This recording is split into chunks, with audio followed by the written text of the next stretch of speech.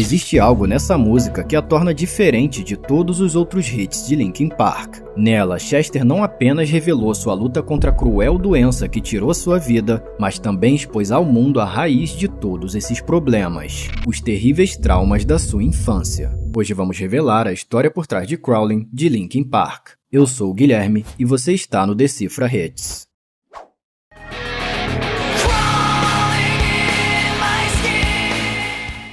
Apesar de ser uma música incrível, Crawling foi escrita sob uma dor dilacerante do saudoso vocalista Chester Bennington, que já declarou que essa era a canção mais difícil para ele cantar ao vivo e também a mais literal já feita por ele. Não é à toa que a letra e os simbolismos representados no clipe guardam uma íntima relação com o traumático passado do cantor. Para entender isso melhor, precisamos voltar para 1983, quando Chester era apenas uma criança de 7 anos. Naquela época, seus pais trabalhavam muito para sustentar o lar e ele acabava passando muito tempo sozinho em casa. Foi numa dessas que um homem mais velho, que se dizia amigo da família, se aproximou dele com intenções repugnantes. Chester contou que tudo começou com toques curiosos do agressor, mas logo ele passou a ser espancado e forçado a fazer coisas que ele não queria. O abuso sofrido por Chester obviamente se tornou algo que o assombrou a vida inteira, desencadeando uma cascata de problemas que em pouco tempo o consumiria por completo.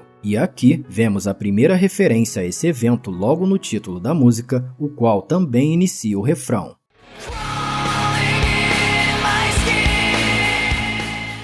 Rastejando sob a minha pele, essas feridas não irão se curar. Os traumas de Chester eram como um parasita que rastejava sob sua pele, causando nele uma agonia que o atormentou durante toda a sua vida. Numa entrevista, ele disse que sempre que lembrava do que aconteceu, seu corpo imediatamente começava a tremer. Chester nunca divulgou o nome do abusador, mas na versão demo de Crawling, ele parece dar sua opinião sobre ele logo no início da faixa.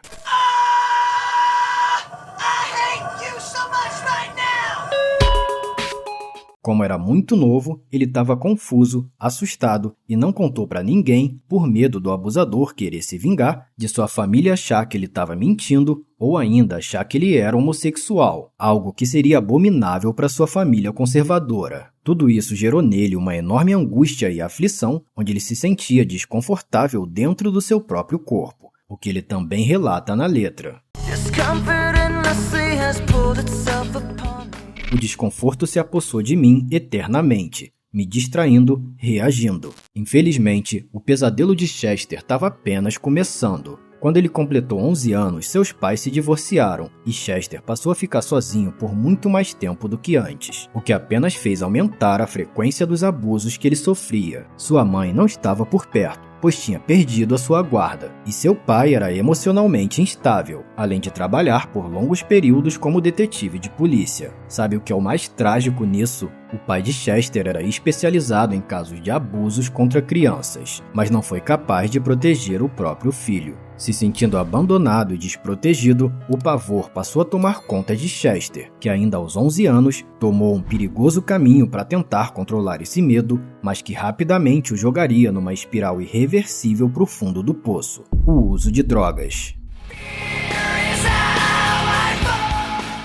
O medo é o que me derruba, confundindo o que é real. A dor que Chester sentia apenas piorava com as drogas, confundindo até a sua percepção do que era ou não realidade. Chester tinha consciência de que o abuso que sofreu quando criança influenciava diretamente sua vida adulta. Ele contou que, ao ver uma foto sua de quando ele era pequeno, ele se deu conta de que tudo isso já vinha acontecendo antes mesmo do que ele poderia se lembrar. Mas agora, sob sua pele, estavam não só apenas os seus traumas que voltavam e o assombravam, mas também as drogas que ele injetava, o empurrando num ciclo sem fim de autodestruição. Chester só parou de sofrer abusos aos 13 anos de idade, mas a partir daí, ele só se sentia bem com as drogas. Para ele, era como se ele recuperasse a felicidade, a autoconfiança e tudo aquilo que seu abusador tirou dele por tantos anos. Porém, como explicamos na análise de Other Side do Red Hot Chili Peppers, a felicidade proporcionada pelas drogas sempre cobra um alto preço. E em pouco tempo, Chester havia se tornado viciado nos entorpecentes, perdendo assim todo o seu autocontrole.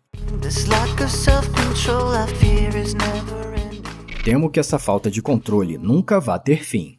Chester usava de tudo, e seu vício estava acabando com a sua vida. Parece que você saiu de um campo de concentração, sua mãe disse para ele num dia. Ela descobriu o vício de Chester e, tentando livrar o filho das drogas, o impediu de sair. Ele então tentou largar o vício, deixando todas as drogas de lado, com exceção da maconha, a qual sempre que ele sentia vontade de usar alguma droga pesada, ele fumava. A única forma saudável que ele encontrou para tentar escapar desse tormento foi na sua paixão em escrever poesias e música, algo que em pouco tempo se tornou sua principal vocação. Por um tempo, Chester até conseguiu parar com as drogas. Em 96, aos 20 anos, sua vida parecia ir muito bem, chegando a se casar com Samantha, com a qual teve um filho. E apenas 3 anos depois, ele foi convidado para ser vocalista na banda californiana Zero, a qual pouco tempo depois mudaria seu nome para Linkin Park. Porém, com o sucesso da banda, o casamento de Chester começou a se deteriorar. E em 2005, eles estavam oficialmente divorciados. Com o término do casamento, veio uma terrível recaída, e alguns anos depois, Chester abriu o jogo sobre a sua saúde mental, contando aos fãs que sofria de depressão. This place right here, this skull between my ears, that is a bad neighborhood, and I should not be in there alone. I can't be in there by myself. What are you talking about? It's insane. Crazy, like if I'm in there, like I don't say nice things to myself. Like there's another Chester in there that's like wants to take me down. Infelizmente, assim como esse entrevistador, muitas pessoas não entendem o quão séria é essa doença psiquiátrica, o que torna muito mais difícil para a pessoa se abrir com medo de julgamentos ou de acharem que é apenas frescura, tristeza, vida fácil ou falta do que fazer. Chester lutou a vida inteira contra essa angústia terrível, e uma das formas que ele tinha para se expressar era através da sua música. E é por isso que tantas letras do Linkin Park abordam essa temática, onde ele relatava em detalhes a aflição que sentia. Há algo dentro de mim que puxa abaixo da superfície, me consumindo, me confundindo. Para piorar, na época do divórcio, Chester voltou a usar todo tipo de drogas. Ele chegou ao ponto de ficar tão fora de si que seus amigos de banda precisaram intervir antes que acontecesse o pior. Eles disseram que às vezes eu era o Chester e em outras eu era aquele outro maldito cara. Eu não queria ser o outro cara. Eu sabia dos meus vícios, mas não fazia ideia do quanto isso afetava as pessoas ao meu redor, declarou o cantor. Chester possuía tudo: fama, dinheiro, sucesso e até voltou a se casar em 2007 com sua nova esposa Talinda, com quem teve mais 3 filhos. Mas dentro de si habitava um vazio tão angustiante que nada parecia conseguir preencher. Como ele mesmo falou naquela entrevista, ele batalhava com um inimigo que morava dentro da sua própria cabeça. E o seu maior medo é que esse inimigo tomasse o controle de vez. Parece que não vou conseguir me encontrar novamente. Minhas paredes estão se fechando. Sem autoconfiança, estou convencido que isso é pressão demais para eu suportar. Já me senti desse jeito antes, tão inseguro. Ele carregava em si uma dor que apenas aumentou durante toda a sua vida e que teve suas origens naquele pequeno Chester de apenas 7 anos de idade. E é por isso que quando a banda começou a trabalhar no videoclipe de Crawling, o abuso que ele havia sofrido se tornou o tema principal da narrativa, como disse o próprio diretor do videoclipe. And they wanted to really mix in a storyline that helped tie them to their fan base, to their kids. And so that's where we kind of worked in the child abuse.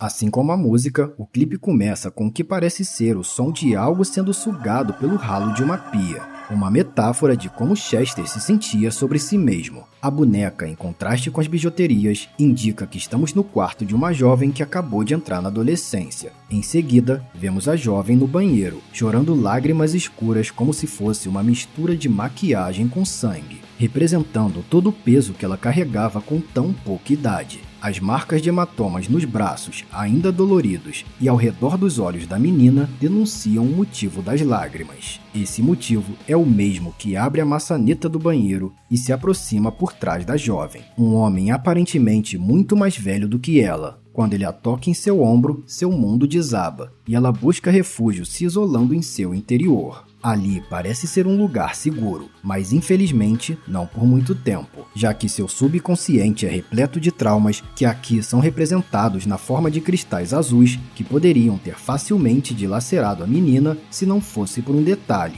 Com todo o coração e empenho, a canção é entoada pela banda Linkin Park, que aqui representa uma fortaleza que impede que os cristais caiam sobre a menina, a protegendo de sofrer mais danos do que já sofreu. Dessa forma, a banda cria nela uma forte identificação onde ela sabe que não está sozinha e que ainda existe uma esperança. Quem conhece Linkin Park sabe que eles sempre levaram a sério as mensagens de suas músicas, não para chocar ou para vender, mas sim para transformar a vida das pessoas. E é isso que eles tentaram representar com o clipe, segundo palavras do próprio Mike Shinoda. As referências aos traumas sofridos por Chester estão por toda a parte, desde os toques inapropriados e inconvenientes até o medo do julgamento de outras pessoas. Os relacionamentos amorosos também são impactados, já que a vítima não desenvolveu sua maturidade sexual de uma forma saudável. Tudo isso faz com que aqueles cristais pontiagudos comecem a desabar novamente em cima da menina, que volta a buscar refúgio na música enquanto rasteja no seu interior, fazendo mais uma referência ao título da canção.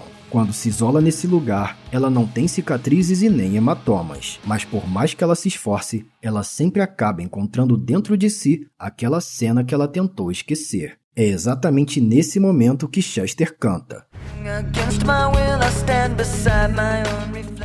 Contra a minha vontade, eu fico diante do meu próprio reflexo. Isso me assombra. Quando alguém é vítima de abuso, é muito comum que ela se sinta culpada ou desconfortável com seu próprio corpo, e por isso tem dificuldade de encarar sua própria imagem, pois é exatamente ali que mora tudo que a assombra. Chester representa o reflexo da menina nessa cena justamente porque ele se identifica na vida real com tudo que a personagem viveu. Eventualmente, a banda coloca tanta energia na canção que eles conseguem afastar para sempre os cristais de trauma que ameaçavam a menina. Ela finalmente consegue voltar a encarar o próprio reflexo e volta a sorrir depois de escapar daqueles abusos e seguir em frente. Mas infelizmente, esse final feliz não foi o mesmo para Chester Bennington. No dia 20 de julho de 2017, ele perdeu a batalha contra seus demônios internos e partiu desse mundo, deixando sua família, amigos e uma legião de fãs com uma saudade eterna. Algumas pessoas dizem que a morte do seu amigo Chris Cornell, vocalista do Audioslave Soundgarden, teria sido um forte gatilho que acabou de vez com Chester. E, tragicamente, isso faz sentido, se você for observar o quão parecida foi a história de Chris, que chegou a cantar sobre a própria morte nessa famosa canção.